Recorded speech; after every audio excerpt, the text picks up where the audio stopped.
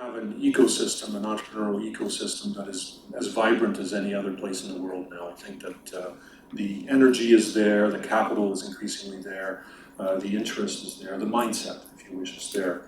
There are always some challenges, and they're unique to each region in which you're dealing with. So certainly that is a truth for us in particular. But that being said, it's a vibrant area, and we as a business school have a role to play in that. We have things that we can do and should do, in fact, are doing and are going to be doing more of going forward. So let me just take you through a few of those things and talk a little bit about what we do. The first thing is to set the stage and understanding that it's not just, entrepreneurship is no longer just a thing about business schools. It's no longer just the responsibility of a business school, but it's that of a university. Because many entrepreneurs come from outside of business schools. The reality is that it's the content of a person's interests and passions that often drive the businesses that they lead. And that doesn't always, and frankly, rarely comes from a business school. In fact, most entrepreneurs, I'd say about 80% of them, come from outside of the business school type environment. But we have an important role to play in that nonetheless, in guiding the development and the movement forward. So even with our own students, if only 20% of entrepreneurs do come from business schools, we have a responsibility there, including also helping the other 80% realize their dreams. Now, the way we do that is through being inclusive in everything we do as a business school when it comes to entrepreneurship. By that, I mean we have an Innovation and Entrepreneurship Center, the Darwaza Center for Innovation and Entrepreneurship, and it is increasingly including in its student competitions and in its student development all of the students of all of AUB to compete for developing business awards and, of course, guiding them along the way to being, in fact, a viable business. It's been in operation for a while, as an example, and already we have our first successful business that has started as a result of that. And MoodFit, if you look it up, MoodFit OSB, they'll tell you a little bit about the story of this student group, who are business students that are now operating an online business. And it came through and was incubated by us partly in the process. Now, there are other stories that are emerging, of course, and this is just the beginning, and there are other parts of the university that are operating as well. Another thing that we are increasingly doing, not just in our business school, but in most business schools, is we all have courses in entrepreneurship, but frankly, that's not enough. You have to impregnate throughout the content, throughout the actual curriculum. You have to have activities that are full of opportunities for people to think in an innovative sense. And also to begin to change the mindset of entrepreneurship as being a solo type activity that you do independently of organizations. In fact, we're encouraging more and more students to develop what we call an entrepreneurial mindset as opposed to simply become entrepreneurs. Because you can be an entrepreneur, you can work for organizations and be an entrepreneur within that organization. I still recall very vividly, and this takes me back to my prior deanship, I was sitting at a table like this with a number of executives giving them a brief on entrepreneurship within the university, within the school. And the discussion led to our students and how prepared they are for the world of work, because most of them were hiring our students and not just concerned about entrepreneurship. And one executive in the group said, you have to better prepare your students. They always have an example of how we can do things better, of course. You need to better prepare your students. In particular, you're developing them too much as entrepreneurs. They come in and they interview, and the next thing you know, they're trying to take over, they want to run my business. I said, that's not the kind of person I want to hire. The other executives around the table said, well, if you're not going to hire them, I'm going to hire them, because I want someone who thinks innovatively about what they do. If they have a desire to start something themselves in several years from now, for the time being, I'm going to get the best out of them because they're going to help my business grow in the process. So there was a changing mindset among the executives that we should be educating students along this mindset and not simply just trying to create new businesses. It's a mindset that we're training. So it's part of the content as well, too. It's not just a core part of the business teaching content that we have. And finally, AUB is going to announce in the next little while more formally the beginning of an innovation park, which will in fact cover the entire university's advance in this particular area. And this will create an opportunity to help our students in an even grander way get access to developing their business ideas not just the students, but also the professors and everyone else associated with the AUB community. So I think we're doing considerably more and more. There's always more that we can do, but I'm very happy to say that we're making the kind of adjustments that are going to be important to our playing our part.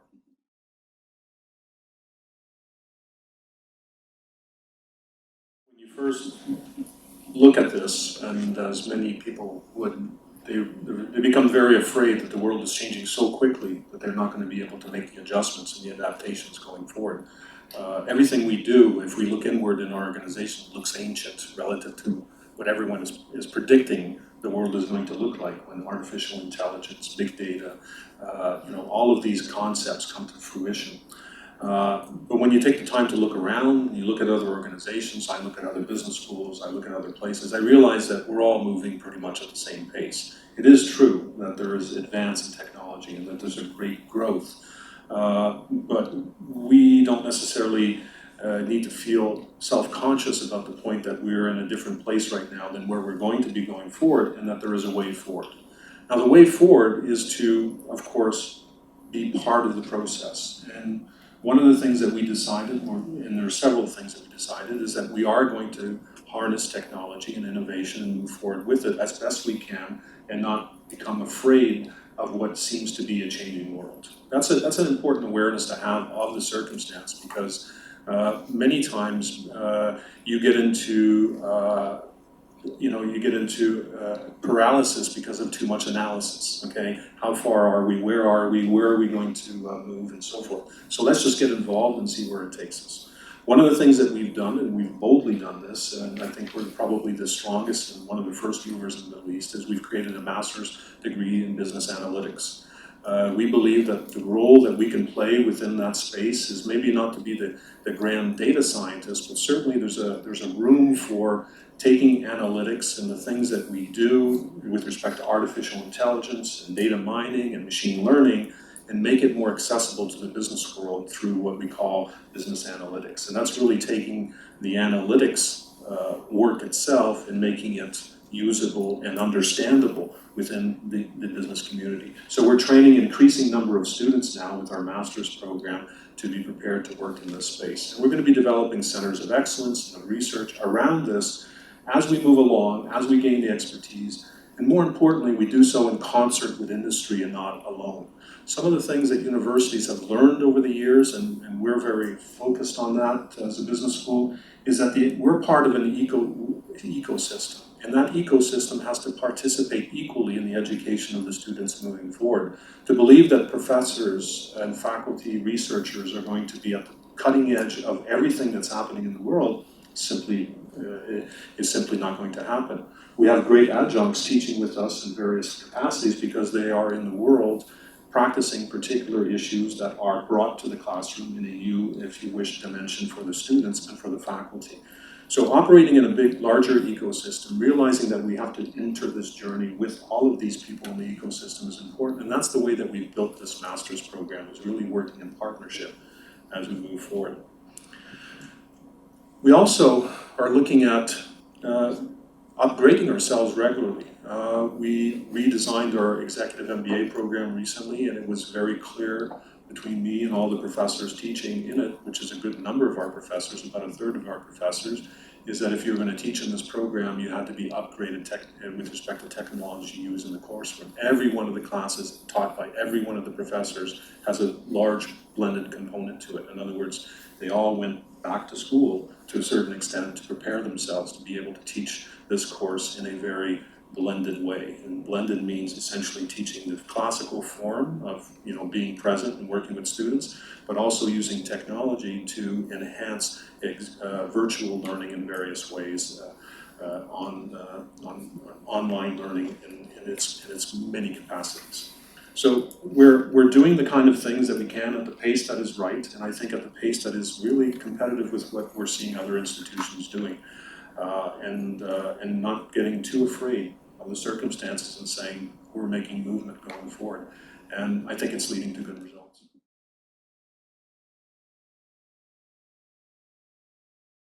This question could be tackled in many different ways, and how we're doing things now, and I'd like to also talk a little bit about how we can and should be doing things differently going into the future.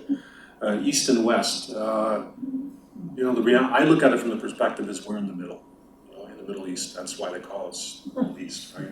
We're in the middle, but I think when we look back and when we look to the future, if we're not careful, we've really been focused on the West and not so much on the East. And I'm going to make the point that we have to reconfigure things because there is really a danger in being so focused on the West with the changing of the guard, if you wish, when it comes to the business community. The global world is shifting, and shifting in important ways, so that when we focus on how we've been successful in making these links in the past, our ability to make successful links in the future are going to be compromised by our ability to do so, and to have to do so in different ways than we have. What we have been doing, now going back to the question, is we have a great alumni base, of course. It's helped us extensively with our students. It's helped our students effectively move to various locations in the world to be able to have opportunities that are dreamed about by other institutions. Part of that comes simply from the brand of AUB. It's a great school. It's known worldwide, and the students who graduate from it get opportunities that are frankly sometimes not afforded to other less well-known schools. So the brand itself, our alumni, have opened up doors. Any doors that we've knocked on have always been open to a certain extent for our students. They're led into the best institution for their graduate work. They're given internship opportunities in places in the world where they really develop even further their abilities to be cosmopolitan in their views of business in the world. So generally speaking, we've been quite lucky to have what we have as a RISO, as a network, to be able to draw upon. The danger lies in what I started off pointing out, is we have to realize that the global business world is moving to the east. There is a reality that business will be changing in the way that it operates. Who defines how business operates will be those who dominate in the business world. And that increasingly is going to come from Asia, Africa, other parts of the world that view society, view commercial exchange and trade in different ways. We talk about the One Belt, One Road. Of course, of China moving itself through the Middle East is going to change the way that we operate. We've often talked about East-West relations. We're going to be talking now about North-South relations within the East and not so much within the West. How well are our students prepared for that? How well are we prepared to connect them to all of that is going to be a task for us going into the future. We don't necessarily have a great number of alumni in that part of the world as we have had in the Western world in the past. So these are challenges that I'm as dean right now looking at trying to find solutions to going forward. And I think we've got some pretty good ideas. We're talking to some partners that are going to really help us leapfrog effectively into those domains. But generally speaking, I think it's the strength of an institution's alumni base that makes the difference in these connections. And of course, the partnerships that we have with other great institutions around the world are not to be forgotten. It's very important to us.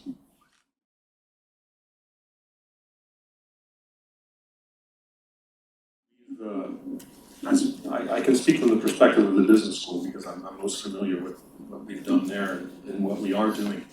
We're, first of all, signatories to what is known as PRIME, which is the Principles for Responsible Management Education, which means that we are committed to, as part of the educational process in business, to include all matters and a complete set of matters on sustainable business. The whole idea of a triple or quadruple bottom line is the notion that you have more to be concerned about than simply the profitability of the firm, and you have other concerns, and that's the perspective in which we teach all of our courses and programs to be members of this. So we're committed to that, and we're formally committed to it in our teaching responsibilities.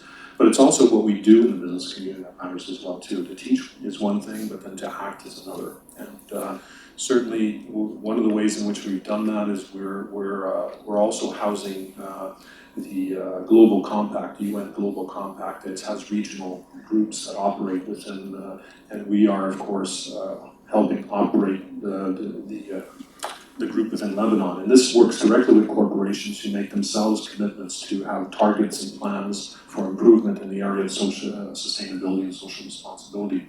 The fact that we're involved in that and that we're constantly involving more and more of the organizations and institutions in Lebanon is bringing, one might say, more conscious to the problem itself. It is a tall order. It's a very tall order. It involves many different things. If you look at the UN strategic goals, there are many. They vary from pollution to corruption. They're very extensive. These are not things that are resolved overnight. These are things that are designed to be worked on a predictable progress. So we're playing our part in that. We're doing what we can. We're certainly making all of our students aware of it, and there are various programs and activities that we have throughout the year that keep reminding our faculty and our students of the importance of these things. I would say almost on a monthly or bi-weekly basis.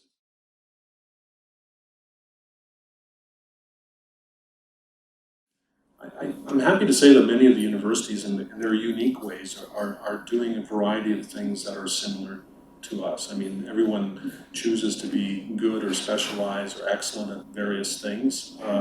We tend to be, if you wish, self-focused to the point where we don't always acknowledge that, but there is a lot happening in many of the universities and other institutions around that are making a difference, NGOs, and our sister universities down the road, all in very different and unique ways. We can't focus on everything, of course. The nice thing about competition is that you decide to focus on things that are not necessarily perhaps sufficiently focused on, therefore creating an opportunity for you to develop something further, but also you focus on things that you have an excellence capacity to focus on and not so much on things that you have less of. So, we stay within the areas in which we know that we have impact. And, there are institutions that are I wouldn't consider them our rivals, but our sister institutions in Lebanon that do very well at other things, or in fact similar things. I mean, there are other great things happening for women in leadership at other institutions. LAU has done some great work there, and others as well too. So I would recognize that is very important. And if anything, what we would want to do as an institution, because remember, AUB is often looked up to as a benchmark of excellence in the region, is that we inspire other institutions to pick up where we can't pick up. To me, that's the biggest compliment that we can have, is if we can encourage more institutions to want to follow suit and perhaps do things or pick up in areas in which we haven't. And I think that's probably an important role for us heading into the future. There was a day where AUB was probably one of the few or only options that people have. Now they have more options. Let's hope that those options continue to elevate their standards as well relative to the excellence that we strive for.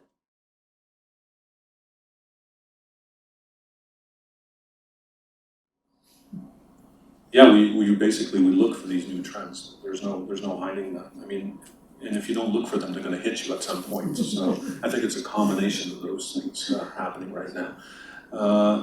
Business schools are I would say, for one thing, I mean, I've done more than just simply oversee business schools. I've overseen universities as well too in a research capacity.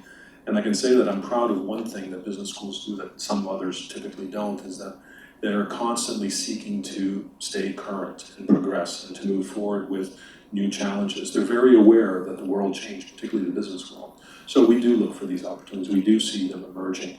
In fact, what we are reacting to at some point may be things that we think are not yet evident to people that will become evident. So the real challenge is, as a good Canadian, I often cite Wayne Gretzky, who you may know, as a hockey player. And they ask him what made him a great hockey player, and he says, many people chase the puck. I just know where the puck is going, and I go where I know the puck is going to be. So I think a good business school is doing just that. It's trying to determine the trends that will be emerging. Some will hit you because you missed them and they're happening or you haven't been paying attention to them, but others will be happening. And one of the ones that I pointed out earlier is I really do believe that not just schools in the Middle East, but schools in America have been blinded to the change in business that's going to occur when the business rules are redefined by the East. They're going to be redefined in 10 to 15 years from now, and if we're training people the same way, we're not going to be as prepared to be competitive in that environment. Now, that's not something anyone is talking about. I'm saying it here, people may roll their eyes and say, well, it's never going to happen. Well, neither one of us will really have to hold account to that in 15 years from now, probably, but the chances are that it is going to happen, and demographics are pointing in that direction. So we go out, we look for those opportunities, we try to read the future and where we think we need to be going, so that we can begin making decisions now. The kind of hires that we make, the kind of programs that we create, and so forth, are all going to be very important.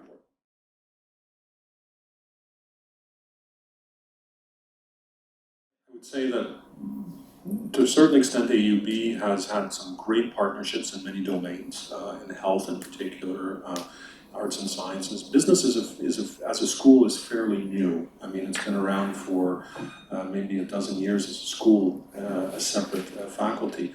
So it's in its nascent stage developing those partnerships. And frankly, I'm spending a lot of my time now as the dean developing them further, because you can only be as good as what you have, and you make yourself great by extending yourself and including others in the process. And we're looking for like-minded institutions and are working with like-minded institutions around the world to complement ourselves, to complete ourselves in that fashion. And in some cases, partnering with other institutions that are equally strong in our areas so that we become powerful in those areas as opposed to just simply very good. So there are a number of strategies around partnering that is very important.